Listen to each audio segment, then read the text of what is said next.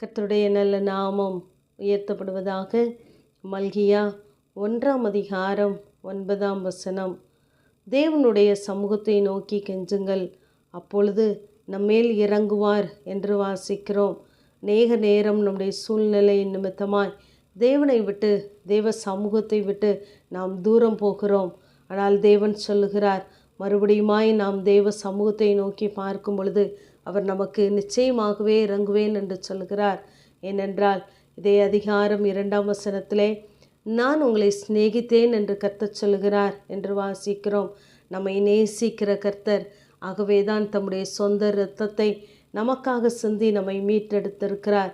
ஆகவே நாம் தேவனுக்கு பிரியமில்லாத காரியங்களை செய்யாதபடிக்கு தேவனுக்கு கொடுக்கிற கனத்தை நாம் கொடுக்கும் பொழுது தேவன் நிச்சயமாகவே நாம் கூப்பிடுகிற சத்தத்திற்கு அவர் நிச்சயமாகவே பதில் அளிப்பார். ஏனென்றால் நம்மேல் பாரம் சுமத்தினாலும் நம்மை இரட்சிக்கிறவர் அவராகவே இருக்கிறார். நம்மை அடித்தாலும் அவரே காயம் கட்டுகிறவர். ஆகவே நாம் வந்தடையத்தக்க ஒரே கன்மலை அவர்தான். ஆகவே நம்முடைய எல்லா கேள்விகளுக்கும் பதில் அவராகவே இருக்கிறார். நம்முடைய எல்லா சூழ்நிலைகளையும் மாற்றுகிறவர் அவராகவே இருக்கிறார். ஆகவே நாம் மனிதர்களிடத்திலே போகாதபடி தேவ சமூகத்தை மாத்திரம் நோக்கி பார்க்கிறவர்களாக இருக்க வேண்டும். ஏனென்றால் தாவீதை குறித்து நாம் பார்க்கும் பொழுது அவன் அந்த 51 பாவம் செய்துவிட்டு தன்னை தாழ்த்தி தெய்வ சமூகத்திலே வரும் பொழுது, சிங்காசனத்திலிருந்து என்னை தள்ளி விடாதிரும் என்று அவன் கேட்கவில்லை.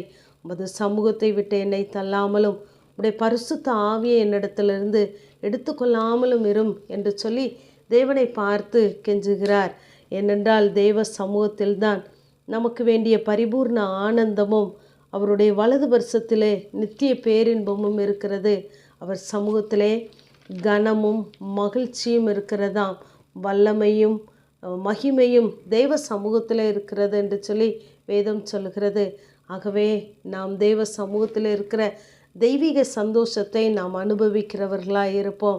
நாம் தேவனை விட்டு தூரம் போகாதபடிக்கு மறுபடியுமாய் தேவனண்டை கிட்டி செல்லும் பொழுது அவர் நிச்சயமாகவே நமக்கு இரக்கம் பாராட்டுவார். ஆகவே எந்த சூழ்நிலையாக இருந்தாலும் தெய்வ சமூகத்தை நோக்கி பார்ப்போம். இங்கு ஏசாயா 36 சனகரிப் தேவனுக்கு விரோதமாக தன்னை உயர்த்துகிறான். இதை கேட்டதும் எசேக்கியா ராஜா தன் வஸ்திரங்களை கிழித்து கர்த்தருடைய ஆலயத்திற்குள்ளே பிரவேசிக்கிறான் என்று சொல்லி 37 நாம் வாசிக்கிறோம். அவன் யாரையும் பார்க்கவில்லை. தேவ சமூகத்திலே பிரவேசித்து, கர்த்தாவே உமது செவியை சாய்த்து கேளும், கர்த்தாவே நீர் உமது கண்களை திறந்து பாரும், சனகரிப் ஜீவனுள்ள தேவனை நிந்திக்கும்படி சொல்லி அனுப்பின வார்த்தைகளையெல்லாம் கேளும், நீர் ஒருவரே கர்த்தர் என்று தேவ சமூகத்திலே போய் அந்த காரியங்களை வைக்கிறான். அப்பொழுது தேவன் அங்கே ஏசாயா தீர்க்கதரிசியை அனுப்புகிறார். அவன் போய், நீ இந்த அசீரிய ராஜாவுக்கு பயப்படாதே, அவன் இந்த நகரத்திற்குள் பிரவேசிப்பதும் இல்லை, அன்பு எய்வதும் இல்லை, அங்கு வருவதும் இல்லை, கொத்தளம் போடுவதும் இல்லை, தான் வந்த வழியே திரும்பி போவான் என்று சொல்லுகிறான். நம்முடைய காரியங்களையும் நம்முடைய நிந்தைகள், அவமானங்கள், நேக நம்மை வேதனைப்படுத்துகிற காரியங்களை தேவ சமூகத்திலே நாம் கொண்டு செல்லும் பொழுது அது வந்த வழியாகவே திரும்பி போகும்.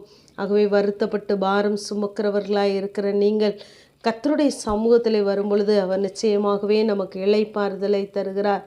அழுகையோடும் விண்ணப்பத்தோடு நாம் வந்தாலும் நம்முடைய அழுகையின் அந்த கண்ணீரின் துளிகளிலே அநேக காரியங்களை தெய்வ சமூகத்திலே நாம் அர்ப்பணிக்கிறோம். அந்த காரியங்களை தேவன் உற்று கவனிக்கிறார்.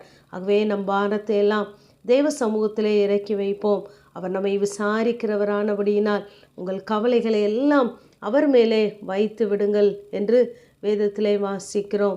ஆகவே நாம் மற்றவர்களை குறித்திருக்கிற எல்லா கசப்புகள், பொறாமைகள், காயங்கள் எல்லாவற்றையும் தேவ சமூகத்திலே நாம் தெரியப்படுத்துவோம். நமக்கு தேவன் அதை தாங்குவதற்கும் தாண்டுவதற்கும் வேண்டிய பலனை தருவார். ஆகவே தேவ சமூகத்தை நோக்கி கெஞ்சுங்கள், நிச்சயமாகவே தேவன் உங்களுக்கு இரக்கம் செய்வார். ஆமேன். ஜெபம். பிதாவாகிய தேவனே, குமாரனாகிய இயேசு கிறிஸ்துவின் நாமத்தின் மூலமாய் உடைய சன்னிதானத்திலே வருகிறேன். அவர் சமூகத்தை நித்தமும் தேடுங்கள் என்ற வேத வார்த்தையின்படி கர்த்தாவே, ஒவ்வொரு நாளும் உடைய சமூகத்தை நாங்கள் நோக்கி பார்க்க உடைய இரக்கங்களையும் கிருபைகளையும் பெற்று அனுபவிக்க கர்த்தர் கிருபை தாங்க. இயேசு கிறிஸ்துவின் மூலம் ஜெபங்கேலும் எங்கள் ஜீவனுள்ள நல்ல பிதாவே. ஆமேன்.